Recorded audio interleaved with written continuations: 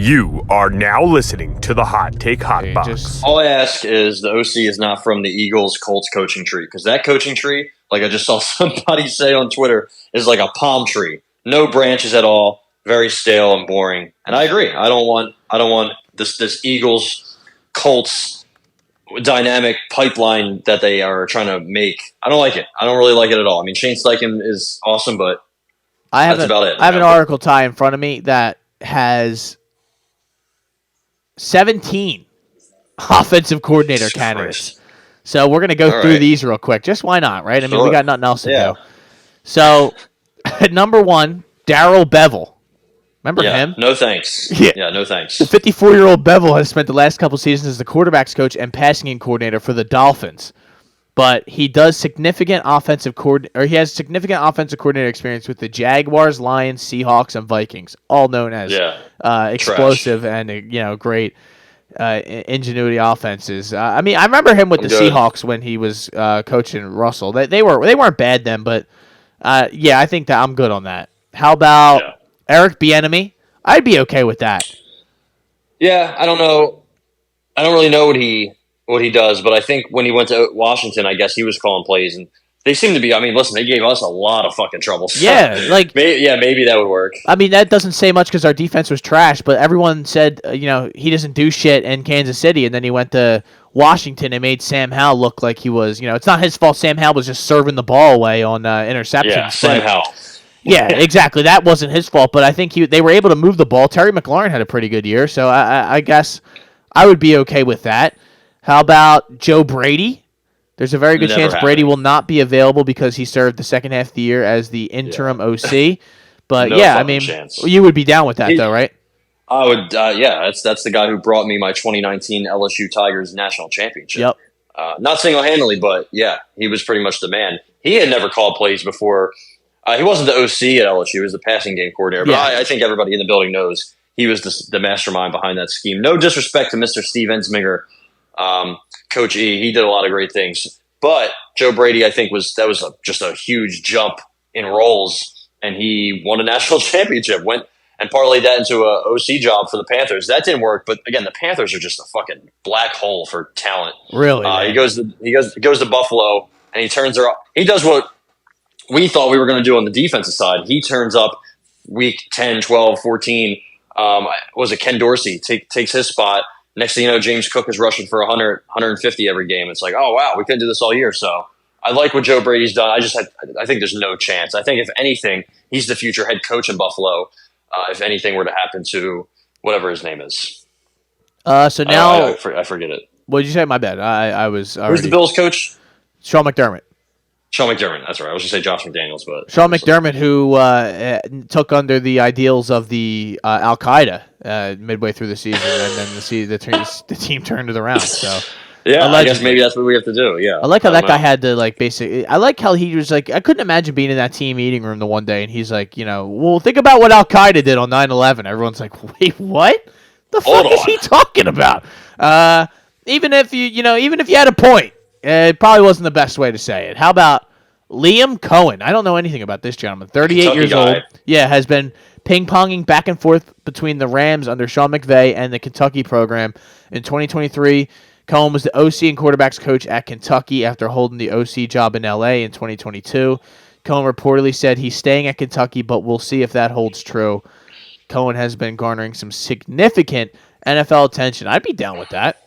He did really well with South Jersey's own Devin Leary and Ray Davis. I think Ray Davis. The whole Kentucky offense in general did pretty well. And Mark Stoops, that program is only going to do, 7 wins, 8 wins. That's a basketball school. They're up against it in that conference. They're very, very up against it. I don't think they really dumped that many resources into the football program. So the fact that their offense was something good after losing Will Levis, who's one of the best quarterbacks in team history. Yeah, I think that's pretty impressive what he did. Again, working under McVay. He was in LA last year. He was the OC last year. So, yeah, he's called plays in college and pros, and I think he's pretty young, right? You say 38? Yeah, love it. I'd be here for it. I mean, it would be under the radar. So, a lot of Eagles fans would be like, this guy sucks. Why are we hiring a guy named Liam? And be like, what, bro? You don't even know who he is. So, that's I'm here for it, yeah. There's always gonna. I mean, there'll probably be a guy. That'll be me. So at some point, just shitting on him and be like, "Wait, you thought you wanted them?" I'll be like, "Yeah, but his name's Liam." And I'll just. Yeah, I'm an Eagles hater right now. So the next name on this list, your boy, Ty, Jim Bob Cooter. 39 years old, was with the Eagles during the 39? 2021 season. I know, he's been around forever, dude.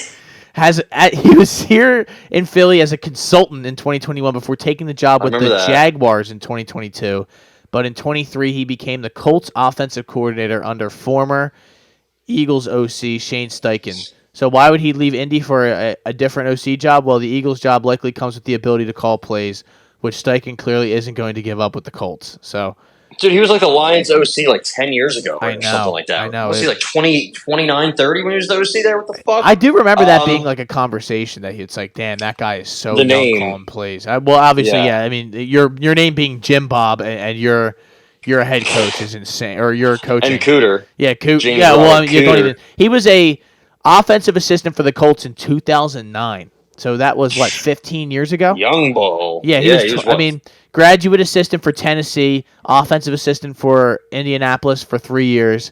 Then he went to the Chiefs, offensive quality control, Broncos offensive assistant. Then he was the quarterbacks coach in 2014-15 for the Lions. And then he became the OC in 2016. So, yeah, he was in his early 30s by then. So then, and I just talked about. He's got some experience for sure. Maybe he's good. I probably have no idea what I'm talking about again. But it's just that Eagles Colts coaching tree. Yeah. I don't know. I know. But I do like how he's bounced around Jags, Jets, Lions, Broncos, Chiefs. Yeah, I'm not. I guess he started out at UT. So, yeah, I mean, I guess I wouldn't be against it necessarily. Yeah, I guess that's how I feel. I wouldn't be, in love with it, but I'd be like, all right, it's better than, Cliff Kingsbury or some of these other names that we're going to say. Next one is Gerard Johnson. We talked about him. Bring him on in. Yeah, you're a fan. I am not necessarily not a fan. I'm just more worried because he is a guy who hasn't called plays before. But I mean, I've also been vouching for people who haven't called plays yet as well. So, but the one thing is bad for your Gerard Johnson stuff is that he coached under Frank Reich. So he coached under Frank Reich in Indianapolis. Good. So that's always something to get you excited. Also played under I think Jimbo Fisher. So. Not Jimbo Fisher. And you hate him, though. Sure. I know you do hate him. So no, but I was wrong. He was at FSU, not A&M. Anyway, Cliff Kingsbury is the next name on this list. I know that's another one that you love. We're not going to spend too much time on him. How about Clint Kubiak? This is a guy who is I believe the passing game coordinator in San Francisco, son of Gary Kubiak, who I believe was the head coach of the Broncos when they won the Super Bowl. I'm not sure, but he held that title in Denver also the previous season, being the passing game coordinator, and was the Vikings OC before that. So will Sirianni be able to implement some of the staples of another offensive system? Sure fucking hope so. I would be okay with that. That's a name I would be okay with because he's from San Fran. That's all I need. And this is a guy who his dad was a coach. It's in his blood. We could use a little bit of that. Just a guy who I just trust him. I already, your name's Kubiak. I trust you. So that's all I need. He's on my list. Byron Leftwich, you're not a huge fan of his, I would say. Yeah, I don't know. I'm not a huge fan, but I just he got fired, right, from the team last year from the the Bucs offense was kind of stale, and then they fired him, and they hired Dave Canales, and they turned it all around. With Baker Mayfield. So, yeah, I think that kind of says everything you need to know. How about T. Martin? No. No. Why? T. Martin. Why? I can't believe his name is even brought up as an offensive coordinator in the NFL. Get the fuck out of here. That guy was an offensive coordinator for USC 8 years ago. Went to Tennessee. I remember LSU fans wanted him to be the wide receiver coach, and he never fucking came. And he's just been wide receiver coach, no, I'm good. There's no shot that guy has ever been an offensive coordinator outside of his stint at USC. And there's the North Atlanta High School. He was the OC there. He was a QB coach and wide receivers coach for the Ravens. Well, the wide receivers are terrible, and the quarterback I don't think that's any of his doing that Lamar Jackson's good. Lamar I'm good. Jackson was good before he got there. Yeah, I'm okay with him. Josh McDaniels. No. Apparently, Josh McDaniels is going to follow Bill Belichick. Whoever hires that duo is just asking to get fired. Yeah, the thing with Josh McDaniels is he's like the only good thing about him, not here, but whoever you hire, like wherever he goes, you probably don't have to worry about him getting a head coaching job. So you'll probably have him for a long time. if you choose so, you might just wind up firing him. The next one, Kellen Moore. We kind of already talked about him. Not exactly a huge fan. I'm not too sure because like he's been in some weird situations. So maybe I don't know. I don't know. Yeah, not exactly too excited. And is he gonna be? I guess the Chargers are gonna have a new head coach, so more than likely he's gonna be available to go out and got. Then there's a gentleman named Greg Olson, who's not the guy who's on Fox and former tight end. Not that Greg Olson, no. 60-year-old, has significant NFL experience and has been an OC for several different teams, including the Lions, Rams, Raiders, and Jaguars. In 2023, he was the quarterbacks coach in Seattle.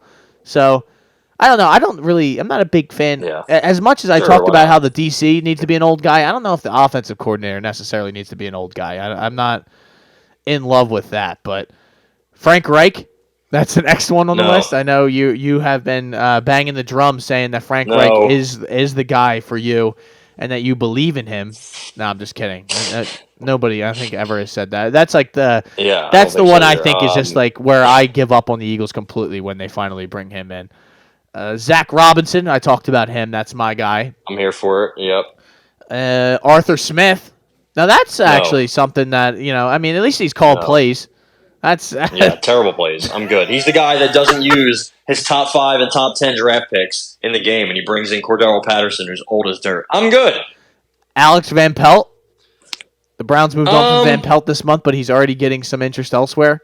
53-year-old coach was OC in Cleveland for 2020 to 2023. It was previously the quarterbacks coach in Green Bay. Yep. I thought he was a pretty good name, but I don't really know.